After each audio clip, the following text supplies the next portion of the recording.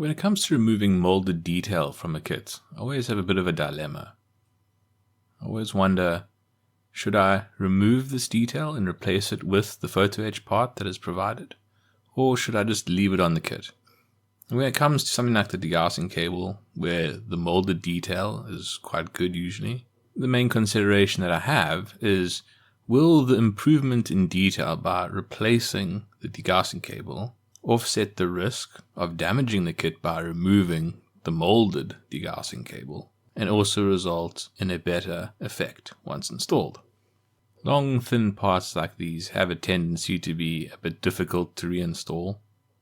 I mean, it's not difficult to glue it down or anything like that. It's just that keeping everything perfectly straight is quite complicated. In the case of the HMS hood, though, there are multiple reasons why the molded degaussing cable is not acceptable. Firstly, it is incorrect. There should be dual cables from the bow to abreast of the B turret and from the stern to abreast of the X turret. The molded degaussing cable is only a single degaussing cable. Furthermore, the cable dips down on both the port and starboard side of the ship. It should only dip down on the port side of the ship. And from pictures that I have seen, the spacing of the fasteners is too far apart. So when it comes to the look of this degaussing cable and the path that it follows, there are multiple reasons to remove it. Even though that is the case, I still have a bit of hesitation because I know I'll not be able to put the Photo-etch degaussing cable on as neatly as this molded plastic cable. On the suggestions page for the HMS Hood Association's guide for this kit, they have the words that I'm very delighted to read. They say, "The cables and fasteners were fitted to the hull as uniformly as possible. Despite this, there were areas along the bow and stern where the dual cables took on a sloppier, more irregular appearance. The fasteners also became misaligned." Fantastic! Putting two pieces of Photo-etch on a complex structure like this is going to be impossible to keep them properly aligned. Well, maybe not impossible, but incredibly difficult. It's going to require a lot of work to get that done. So the idea that I can do it as best as possible and not perfectly and have it actually be historically accurate is fantastic. It makes this so much easier to do, and I can point to it and say it's supposed to be like that. I did it on purpose. Really, believe me. With all of that in mind, I'm of course happy to remove this molded degaussing cable and replace it. If you would like to see how this model got to this point, or if you would like to see where it goes from here, then you'll be pleased to know that this video is part of a build series. To view the series, follow the link to the playlist in the cards above. Also, consider subscribing to the channel to be notified when new videos are released and to help grow the channel. Before removing the degaussing cable, the first thing to do is to protect the details on the side of the hull. To do that, I cover up the hull in the area I'm going to be working with some masking tape. I then use a flat file to file down the degaussing cable, being careful not to dig too deep into the plastic on the side of the hull. The trick here is to go slowly and not take off too much. If you do take off too much, then you have to go through the process of repairing it and filling it with putty, and all it does is add time. Fortunately, on this model, there's not a lot of detail around the degaussing cable, which means you can remove it without having to worry about accidentally removing details. In the midship, where there isn't any detail at all, I don't bother to cover up the plastic with masking tape. There really isn't any point. Nothing's going to get damaged by running the file over this area. I'm only really using the masking tape to protect the portholes, the details around the portholes, and some hatches on the side of the ship. After filing, I go through my standard sanding phases. That is, I start with a 240 grit sandpaper, then work my way down to a 400 grit sandpaper, followed by a 1000 grit sandpaper. And that will leave a surface that is good enough to paint on. Once again, following the advice of the HMS Hood Association, modifications need to be made to these fairings above the anchors. In this kit, they are molded at a uniform height for their entire length. This is incorrect. On both sides, they need to step down at the aft of the fairing.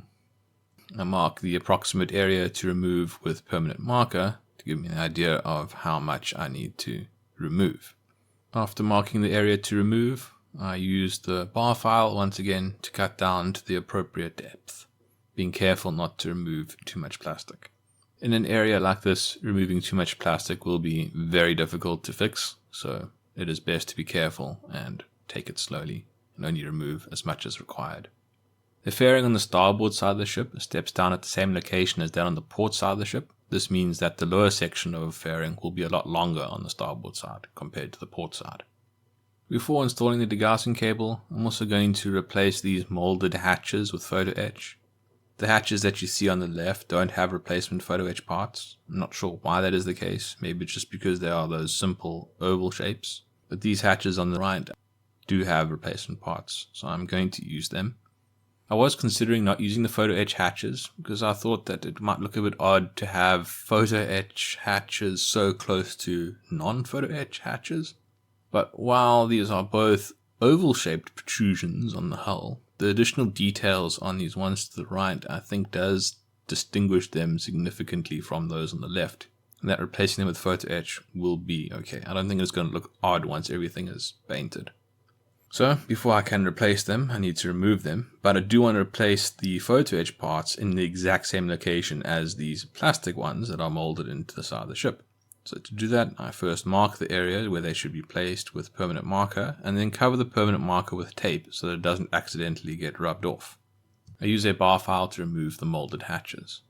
One thing to note about this bar file that I'm using is that one edge, narrow edge, is smooth and the other narrow edge has grooves on it. So if I position it such that the smooth edge runs up against the step in the plastic by the armor belt, I'm able to run the file along that plastic edge without eating away at it.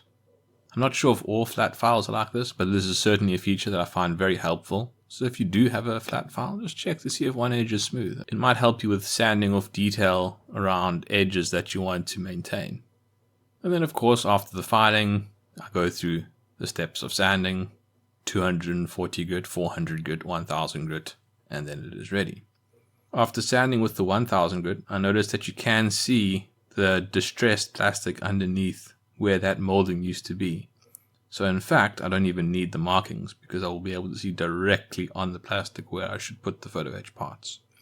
So I remove the masking tape and sand off the permanent marker. The same treatment is then given to the starboard side of the ship.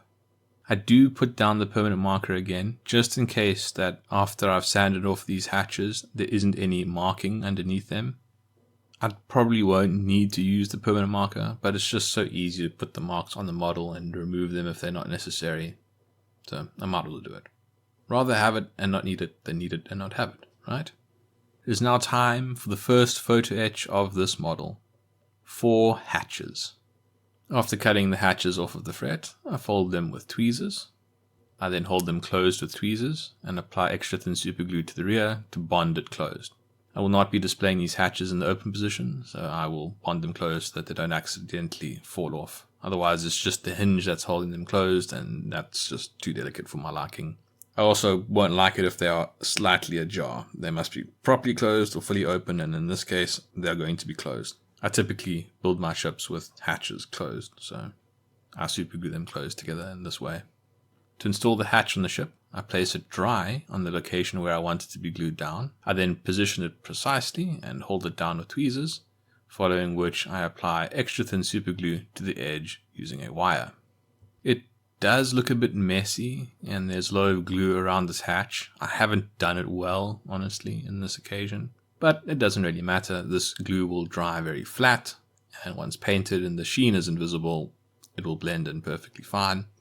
I'll also sand around these hatches a little bit just to help smooth it out, but I'm not overly worried about this.